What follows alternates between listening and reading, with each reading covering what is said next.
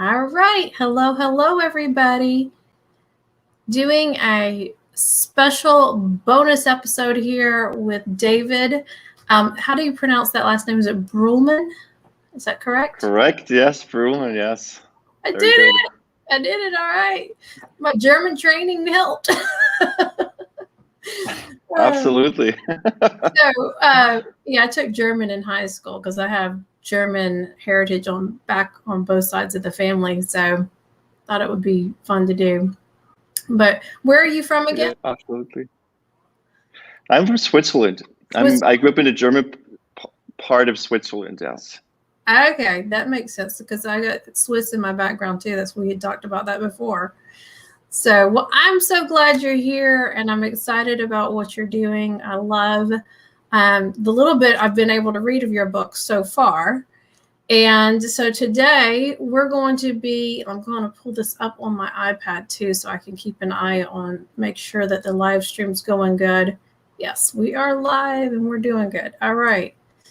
But I love what you're doing. I love the premise of it and everything that you have going for it. And so I'm excited to hear, this, it's always fun to hear the backstory. In the U.S., there was, oh my gosh, I'm going blank on his name, but the guy is, and this is the rest of the story. Somebody help me remember his name. I don't know. That was his tagline whenever he was a journalist, and he would always give everybody the rest of the story. Usually after his show, he would have a show and then at the end do that. So I'm here to hear the rest of the story from you about how this all came about. But first, tell us a little bit about you and your journey to writing a book, Single for a Season, because this is not your normal profession, correct? Correct. Thank you, Joyce, for having me. It's a real pleasure to be on today. And I would say it's a miracle that I'm here because, yes, as you said, writing is not my profession. And if you had asked me the question 20 years ago, David, are you going to write a book one day? I would have said never, ever going to write a book. Never. And here I am, my first book. Yes. So what happened in the meantime? Yes, tell us how did you in school I was a very bad writer. I hated writing. I failed a lot of my essays. It was always whenever the teacher said, today we're going to write another essay, I was like, oh no. And I never had an idea what to write about, but I did progress in life.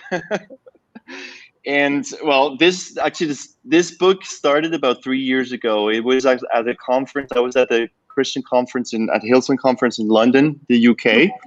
Right. And there was a pastor talking about the importance of having a bucket list. And he's asked the question, do you have a bucket list? And no, I don't. And I started writing different things on my bucket list.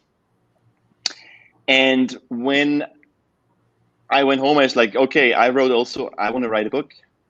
But I had just no clue what to write about. Like really no clue. I was feeling like I don't have a message. I have really no idea what I should write about.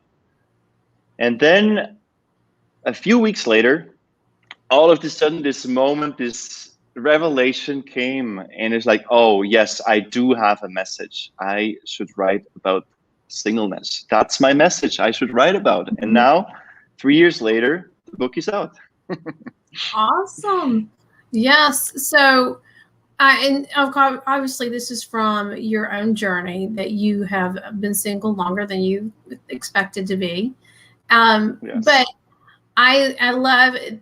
You put a lot of work into this book. I can tell, just reading the table of contents, I can tell. Dude, there's a lot of work that has gone into this book because it's not just your journey. You bring some other people in, correct? Correct. Yes. Yeah. And that makes it interesting. Yeah, I wanted to actually not only to share my story. Well, obviously, I do have something to say because, yeah, as you said, I've been single much longer than I wanted to be single. But I felt that I should include the stories of other singles in my book. So I have 12 other singles that are sharing their story. 12 singles from all around the world, from Asia, from Africa, from the US, from Europe, and they're sharing their own personal story. And I'm sure that the readers actually of my book, they will find themselves in one or the other story. Yes, and I love that. That brings that extra layer. And as I coach people in writing, I tell people when you bring a third party in, it gives that other layer of interest. Whether it's you're telling their story from your own view, or you like you did, where you bring them in and they're sharing it from their view. And so tell us, because we're going to go through a little bit about what's in the book to tease this out, because we want people to buy the book, and we will get the link put up. Also, if not during, after this, we'll get the link to where people can buy the book, because it is available on Amazon, correct? Correct, yes. Okay, good.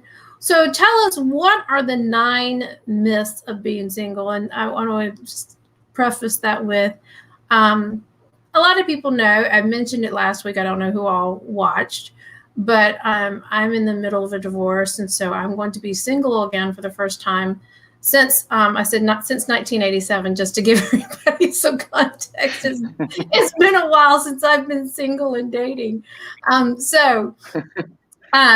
That, tell us, what are those 9 myths? Because I loved that in your books. Tell us about that.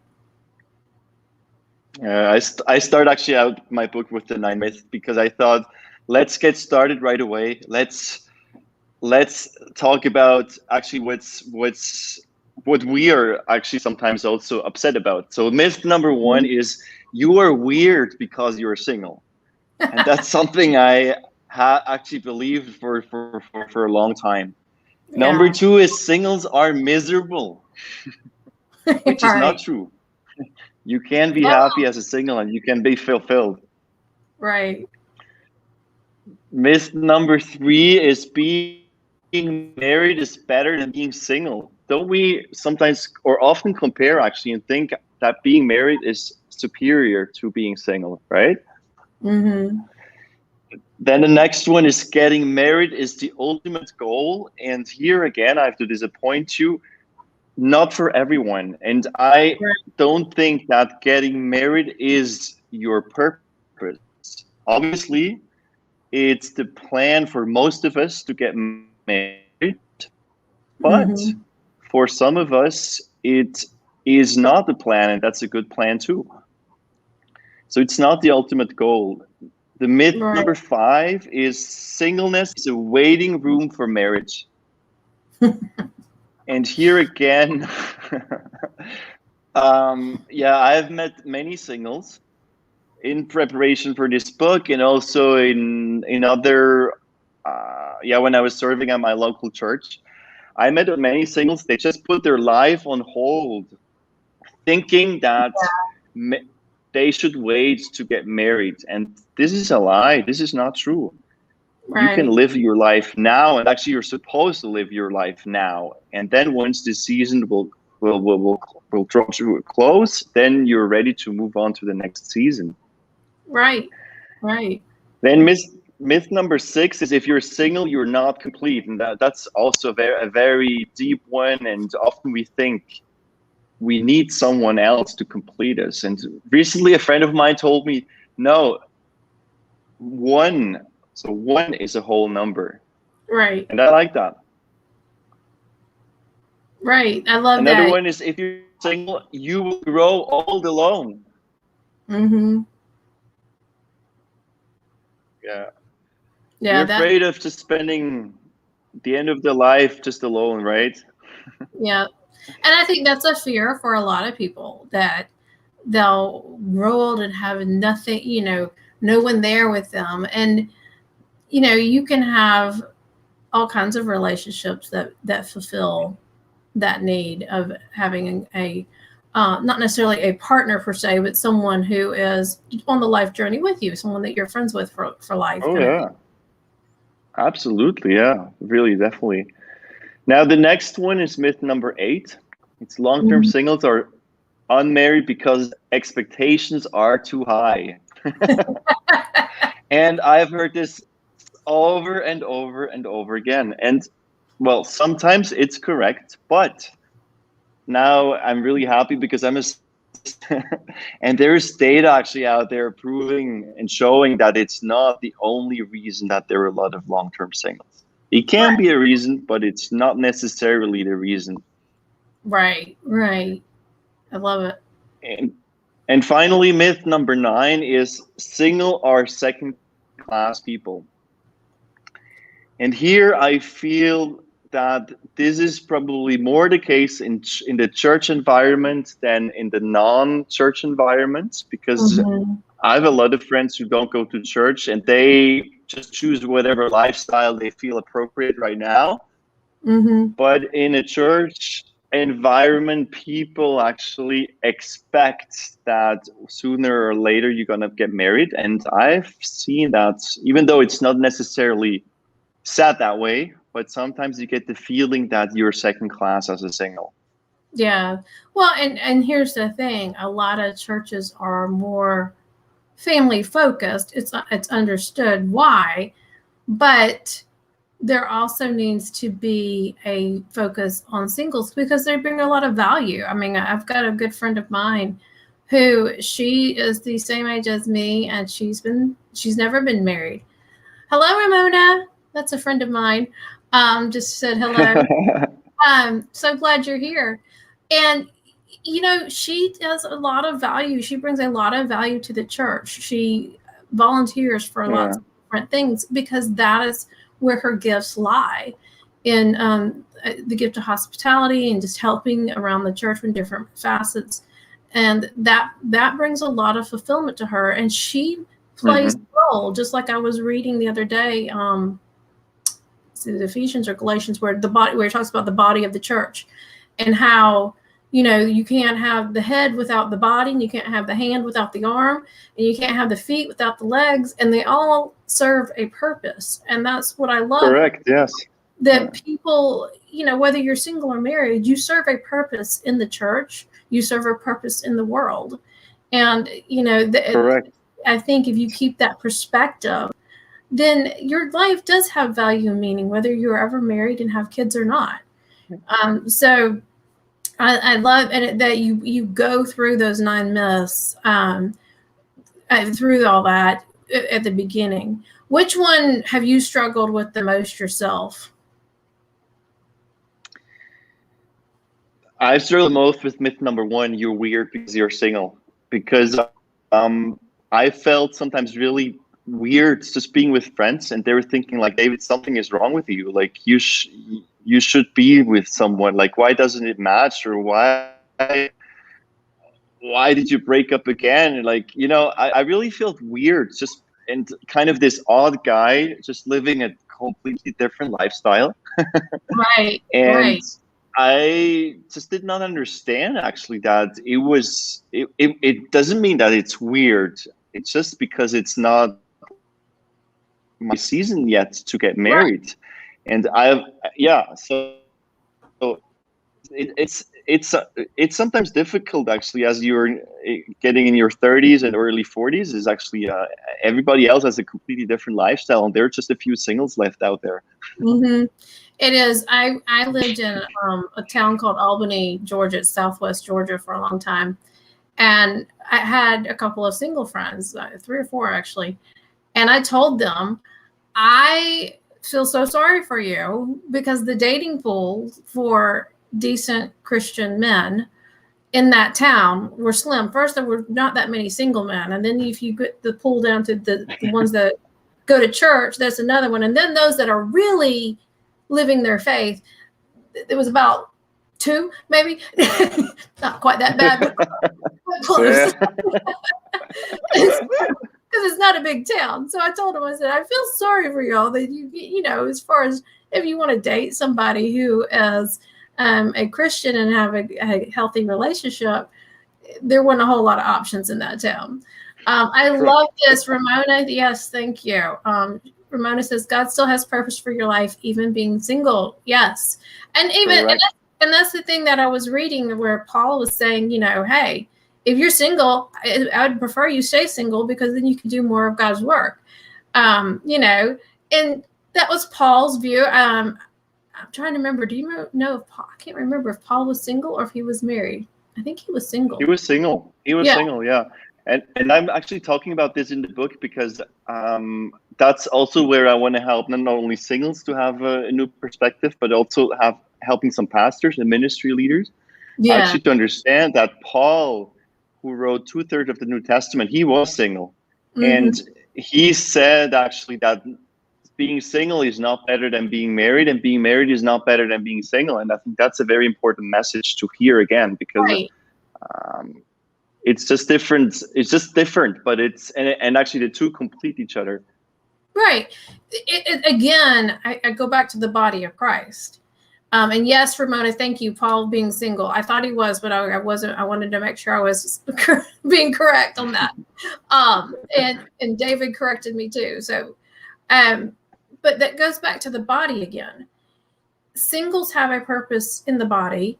Marrieds have a purpose in the body. Correct. And the marrieds that have children have a purpose in the body too, because there's also, you know, couples that don't have children that feel left out and strange and weird, and they have that whole different, you know,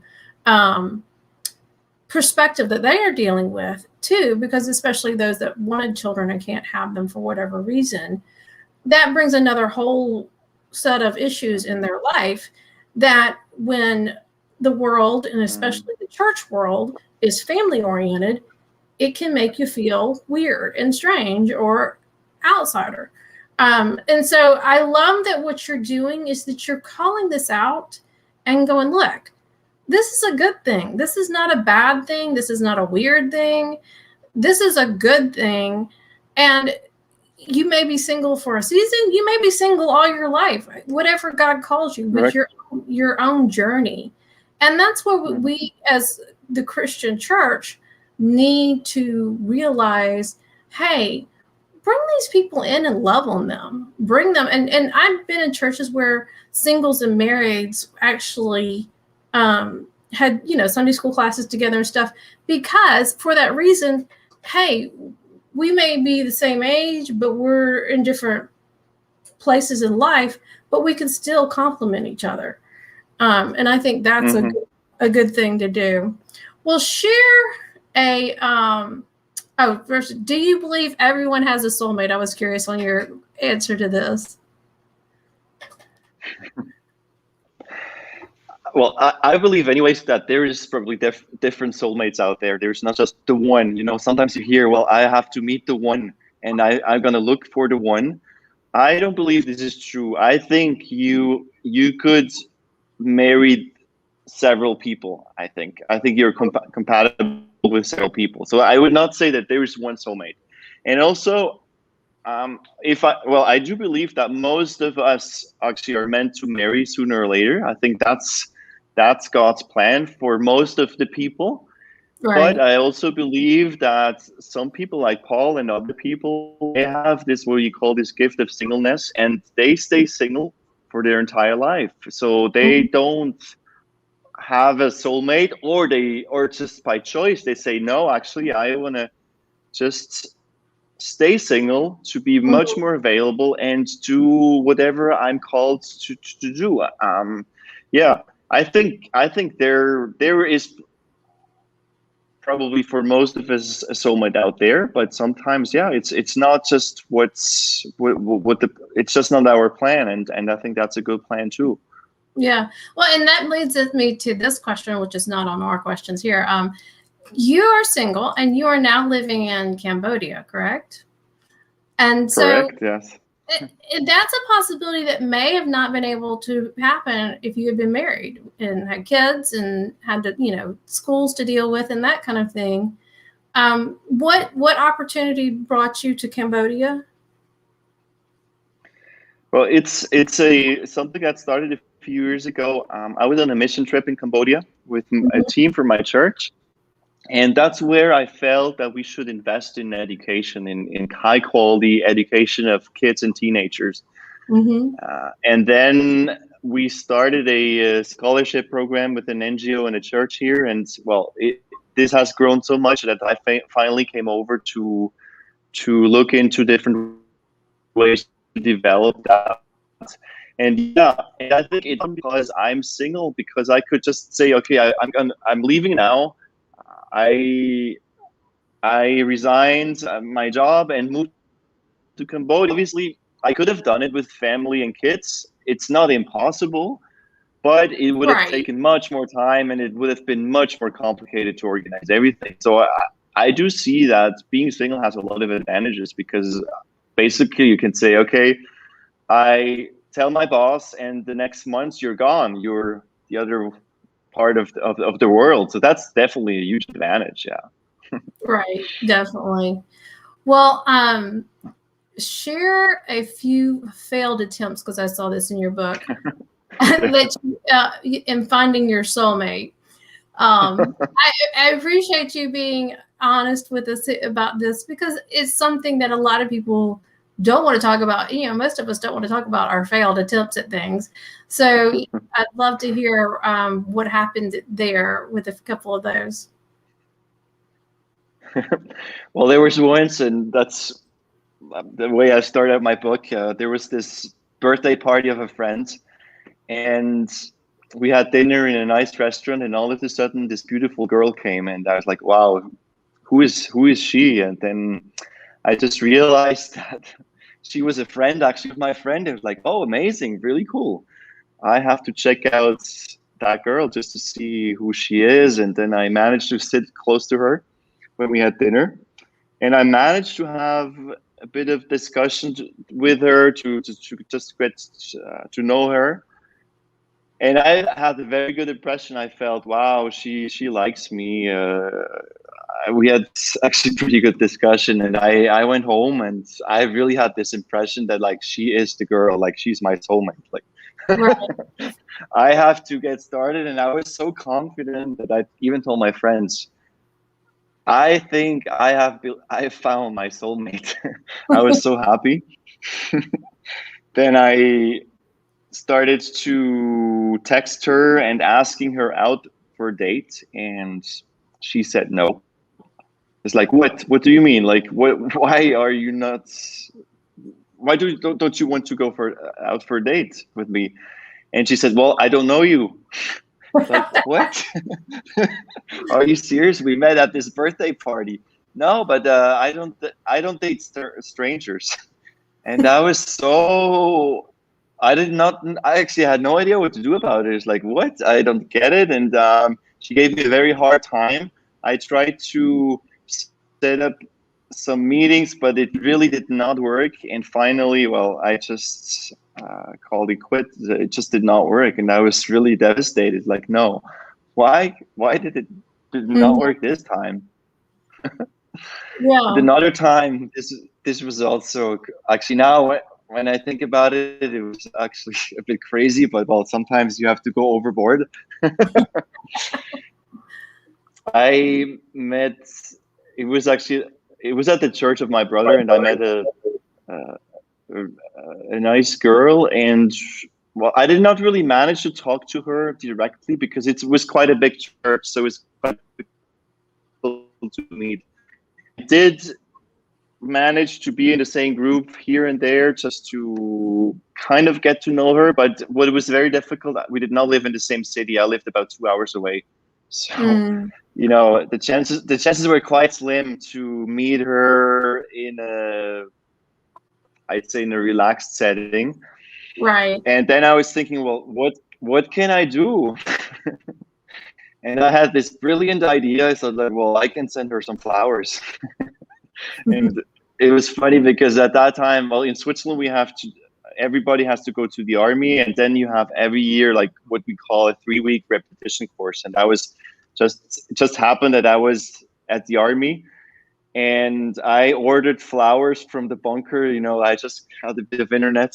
I texted. It was on a phone, and sent flowers to her. And I really surprised her, but not in the way I thought I would. I must admit, I went probably a bit overboard, but I did leave an impression, not a good impression, so she could not handle it. And she, a few weeks later, she wrote me that she did not like it. She could not understand why I sent her roses, and well, and that was it. So it was completely, I completely failed that one too. So, girls, even the guys can screw things up, you know. So we all make mistakes with that. Well, another thing that I love that you brought up in your book, because this is important for everyone, no matter where you are in the dating journey, is it's important to heal wounds from past relationships. Share with us why you feel that that's important. Yeah, that's a very important point, Joyce, because if you don't heal your wounds, or if you don't heal your issues, you may not be ready for a next relationship, or you start dating and then a lot of things come up and cause harm to and make actually the relationship much more difficult. I invited a friend, like in my book. She went through a very difficult divorce to share her story, and there she really tells it very well, that she went through a long journey of inner healing that she needed to undergo to become whole again. And once this was completed, she was ready for her next relationship, and she's now married again, and she's now happily married, which is amazing. So this is very important, and sometimes we tend to rush it because we feel we're gonna miss out, or we're gonna get too old to get married.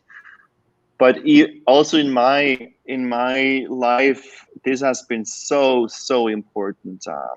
For instance, when I was 29, I just got out my first serious relationship, and it was a difficult relationship. And it took me about 3 years to process everything. I did counseling. I talked with friends. I read books. It was a very good process, a very long one, yes, but I think it was so well invested time just to understand actually why it did not work, what are my needs, what should I do, what was maybe difficult in this constellation. And after this process, I was ready again for a relationship, and I could tell, yes, the wounds were healed. I could completely turn the chapter and go on to my next chapter. Yes, and that's so important. And like I told you earlier, with me being, I'm almost to the end of the divorce process, but I know for me, I need to take at least a year, but I'm thinking 2 to 3 years to really just be me and enjoy this time and heal from the wounds. I've been doing that some along the way in this process, and even through the years, I've been doing some healing because God's really worked in my heart through all of this. But it is important because, like you said, and this is my thing for me personally, I want to go into my next relationship in a healthy way. I want to be healthy and emotionally, spiritually, mentally healthy, so that I can be the best person I can be in the relationship. Actually, when I started dating my now husband, I didn't realize it, but I had a relationship that ended very dramatically and traumatically before I started dating him. And I was not through the healing process of that. And that did cause a lot of problems in our dating and marriage because I had a lot of healing I needed to do from that I didn't do before I started dating again. And so, and I was young. Correct. I was only 16 at the time. So it was not something that I had really understood, at that point. So no matter the way I want to. Oh, sorry, I cut you off. Go ahead. The way the way I look at this is what I like to image. I'm quite a visual person, and I like to. What I like is actually go into a relationship as a present, as a gift. And if I still have a lot of wounds of past relationship and a lot of issues I could resolve by myself, I'm actually not that gift or that best version of myself I could be. And I Right. bring that and I just dump it right on my soulmate and say, hey, here's your present, but actually it's not a present, it's actually some poison from past relationships. And that's why I invested so much time into this healing process, because I wanna bless my future future partner. Obviously there will still be issues, and I think there will be, well, yeah, when you live together, when two will come together, obviously things will pop up that you have not seen before. That's normal, Right. but at least the things I can now work on, this is my responsibility.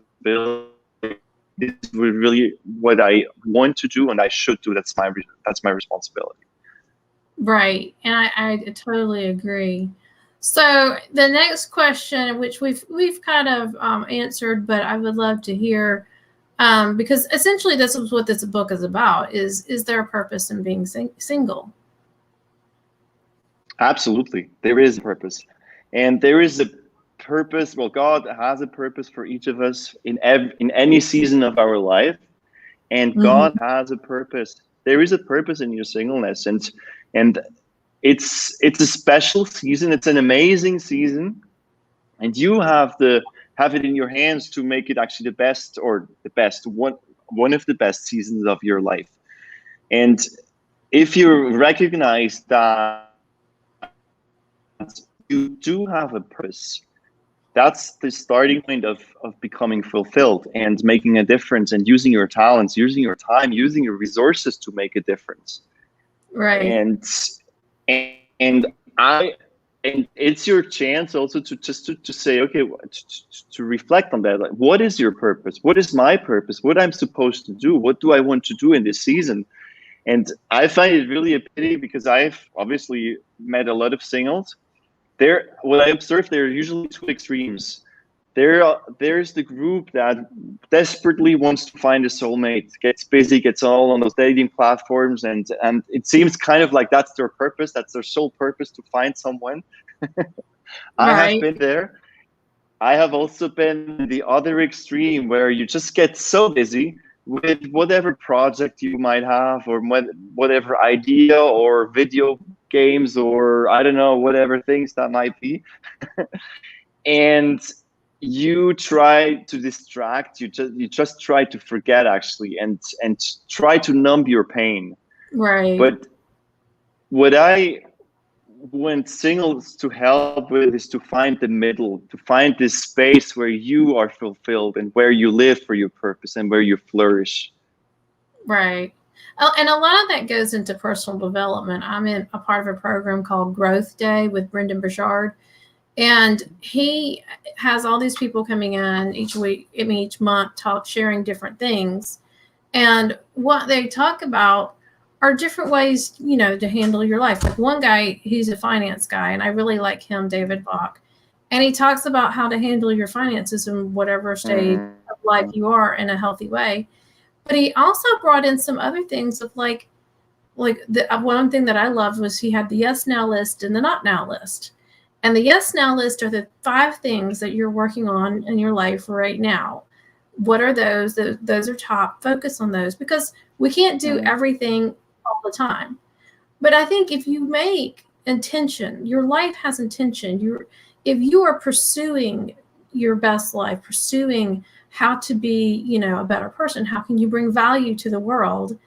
That is more fulfilling than your constant pursuit for a man or a woman to be your spouse. And so, and I have to say, as a teenager, that was my goal, was looking for a boyfriend. And I realize now, it took me a long time to realize the reason I was doing that is I didn't feel good enough about me. I didn't think I was valuable enough, just me, that I needed someone by my side to validate me. as a person. And that, I mean, we do that whether we're 16 or 36 or 46, or even 56. There's a lot of people that they look for that validation. And what I want to challenge people is look for your validation in God, because He's the one that's going to bring you the best validation. And then if you are being that beautiful person God created you to be, you're going to attract the right kind of person, because we can attract the wrong kind of people as well. I'm sure you've had that happen. Bring people into your life that are not the best for you, because you're not in a good place. That's so true. Yeah, that's such a good point, Joyce. And what I like is a book. Well, what was it? Oh yeah, it was The Compound Effect by Darren Hardy, I believe. Yeah, Darren Hardy. And what he says in that, he made a list of 40 points that in his spouse, 40 things he was looking for. And then what he did, and this is really cool, then he flipped it around. It's like he said, okay, what do I need to do to become that person? And that's living a purpose. And that's what I love so much about living a purpose, because whether you're single or not, if you live for a purpose, you start serving actually other people, and you become a better version of yourself. And as a single, this is when you start meeting also the person actually you're looking for.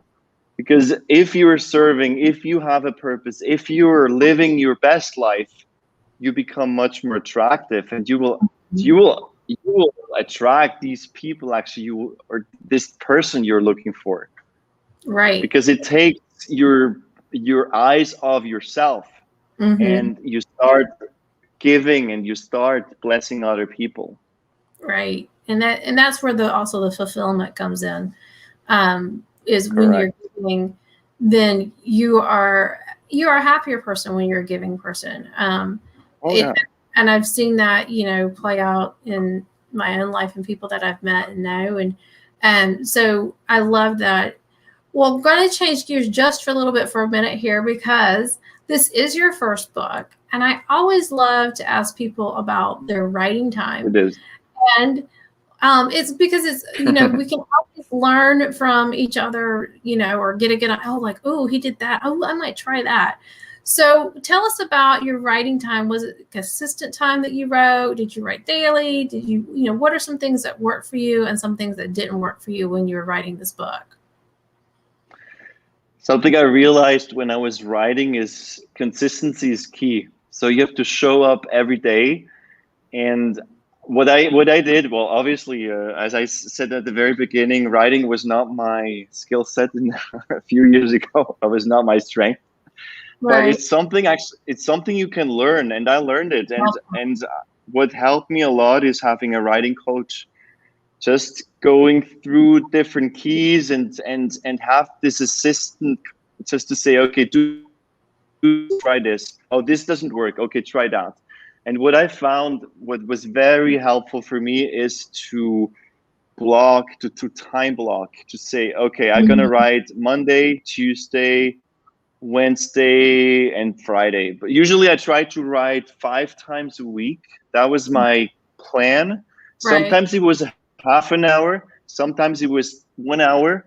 But this worked so well, and I just protected my calendar. I say, this is the priority.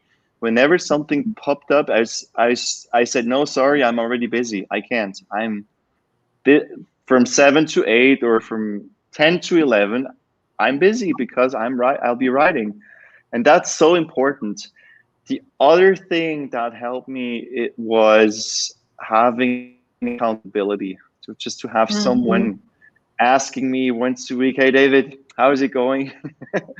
What has been going well? What are your difficulties? This was great. And what else? Yeah, and one thing also that was really good is my writing coach challenged me to write a vision, just a short paragraph of the book I'm about to write and what do I want to achieve.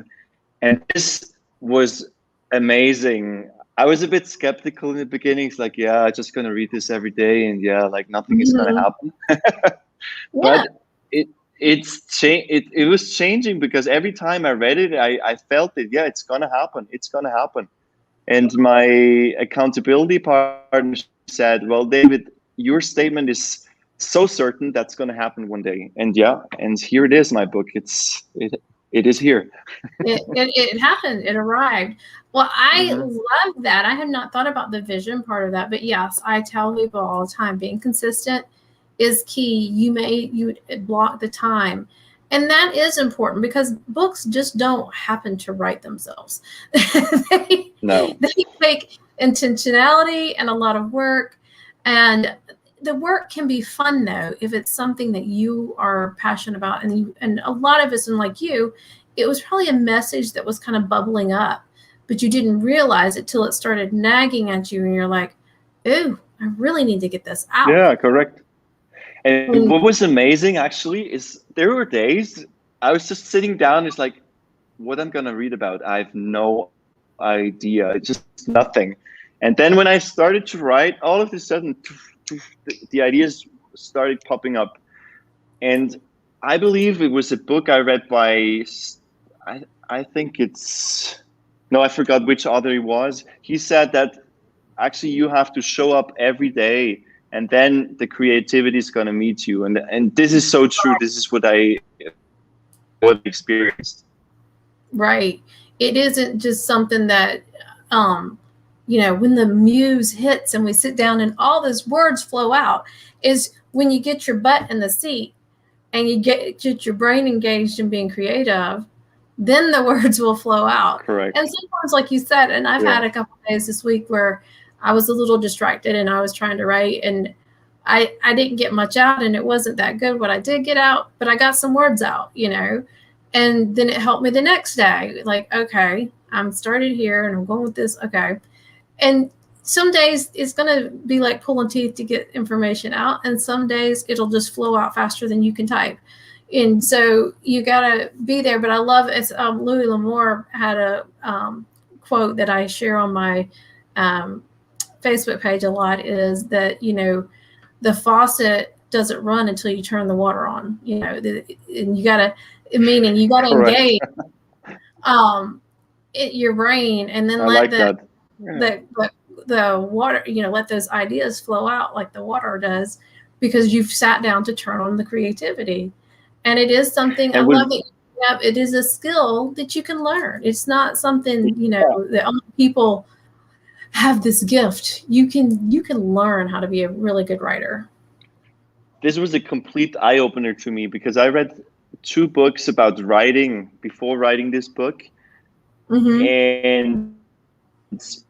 And what these very successful writers were saying, that they learned it, and a lot of good writers actually learned how to write too. And I was like, wow, really? Because I always thought that they were just born, they were very good writers, and I'm not. I just did not get this gift.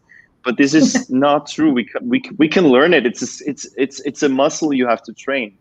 And right. And yeah, in the beginning it was hard. It's still sometimes hard, but the more I did it, the easier it became. Right. I love that. Yes. Well, I think of it as like. And the other Are you there? Yeah. Okay. Yeah. And the other realization I had is it always seemed a bit. Sorry, I interrupted you. No, you're fine. Go ahead. Oh, okay, good. And the other realization I had before writing this book, or when I was writing, because it seemed so overwhelming. It's such a huge task to get the book done, and it is a lot of work. But then when I started to cut it in small little pieces, it became achievable. And here we are, come back to the consistency part again. Because if you think of the number of words you have to write, and then you just divide it by the number of days, and you say, okay, I can write 600 words maybe, or 700 or 1,000, it's actually not a lot. Finally, actually, you get the book done quite quickly. Right. I love that. Well, you have some great key points there that I always love to tell my own clients, and I share when I do broadcasts like this, is, you had a vision. I love that you mentioned that, because that does help. When you write down a vision and you read it every day for your book, what you're telling your brain is, I'm doing this and you're going to help me do this.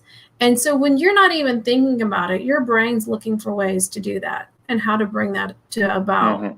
That is training your brain. And I love that. And then the other thing you mentioned, was the consistency and blocking the time. When you make it a priority, yes, then it will happen. And then breaking that down, that big project, that's one of the things that I love to do with my clients is break this huge project down into little pieces. Okay, this week, we're going to do this part of the project this week. And as the weeks go, like I had a client who just finished her first draft last Saturday, and we have been woohooing all over social media that she's got the first draft done, and we're going through the editing process with it. But it took her, we started working on this. Well, she's been working on it since March of last year. And then we started working together last October. And so you can see it's been quite a while she's been working on it, but her writing, because of the training that she's had with me, has dramatically improved because she had great storytelling skills. But she just some tweaks and it improved it immensely. And so when you write, like you said, it's a muscle. And I said, it's like an athlete. A basketball star or a football star does not become a football star just because they stepped out on the field one day and they're like, woohoo, I can play football. They went out there and they practice. They work out on weights. They run to get endurance. All of these things they do to improve their skills. And it's the same thing with writing. You've got to work at it to improve your skills. So I love that you mentioned that. And then your accountability partner. Well, now, was your accountability partner your coach, or was that somebody different? No, that was somebody different. And we had a weekly call together. So it was also somebody writing the book, and we just were just checking in 1-2 weeks. So how is it going? What has been working well and not? Awesome. Good. Well, I love that you shared, again, a little bit of your writing journey with this too. But as we close up here, I would love to know, what words of advice and encouragement do you have for singles or those that are going to be like me in a month or so, single again? Well, if you're single, there is hope. There is a lot of hope. And that's my message of the book. There is hope, and the best is yet to come. And sometimes we despair and we feel we're missing out, or our chance has passed. No, there is hope. And the other thing I've always encouraged single with is, it's okay. It's okay to feel frustrated. It's okay to voice. It's hard. Sometimes being single is very hard, and that's totally okay. But just don't stay on your couch. Get up and reach out for a community, because there are lots of communities out there, either virtually or in person, and just plug yourself into a community. For instance, a year ago, I started an online hangout for singles, and I'm not the virtual guy. I just don't like it. But obviously, due to the pandemic, there was no choice. And now, a year later, we are still running this online hangout, and it's responding to a need. And I see each of us is flourishing. Each of us is becoming happier and happier. So it's possible, even in these crazy times where you maybe just don't know where to meet people. But there are other singles out there. So do reach out, and life is better together. So yeah, there is hope. Don't live your single life alone.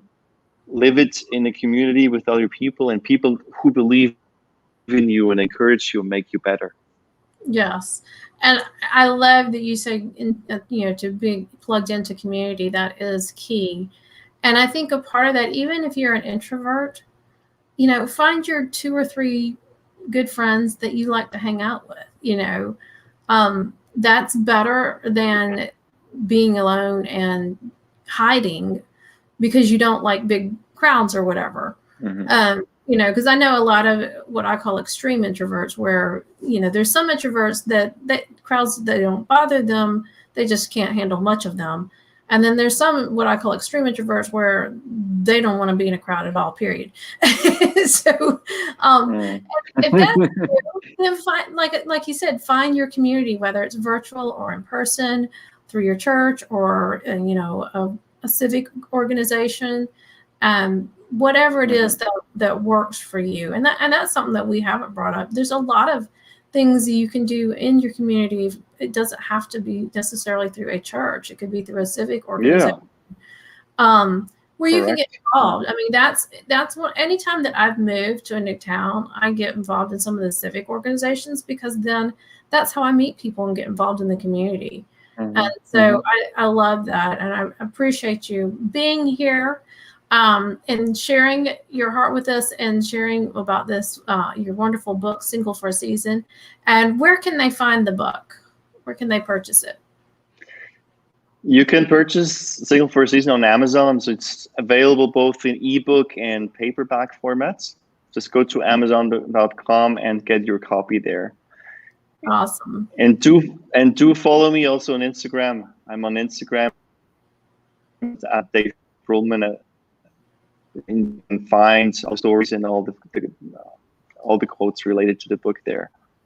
Awesome. Well, I'll put both those links in the comments for people after we're done, so that they can find that. So if you're watching the replay, then you should be able to see the links down there, and I'll have those up in just a few minutes after we get off. But is there anything else you'd like to share with us before we hop off here? Well, thank you so much for having me. It was really amazing. And what I wanted to share is also, if you have this book inside of you, do write it. It's so worth the process. Write your book, even if you don't know how to do it. You can do it. And if you feel that there is a book on the inside of you, write it, because the world needs you. And this is something that got me going while I was writing. Somebody told me, David, the world needs your book. And because in the beginning, I was not really believing that I had a very compelling message, but this just got me going. Is that I have to write this book. I have to get it out. It's so important. So yeah, I encourage you, if you want to write something, do write it. Awesome. I love it. Yes. I second that 100 times over. Because if you have a message welling up in you, whether it's for your business or your story or whatever it is, there's a reason it's welling up in you, because you need to share it. And you don't want to keep that gold hidden away. So definitely share it with the world. Well, thank you, David. And I hope you have a wonderful day, or what's left of it, because it's about 11 o'clock at night there, isn't it? It's or 10 o'clock now. Yeah. Thank you so much, Joyce, for this opportunity to share my book. That's really, really great. Wonderful. You're welcome. Yeah.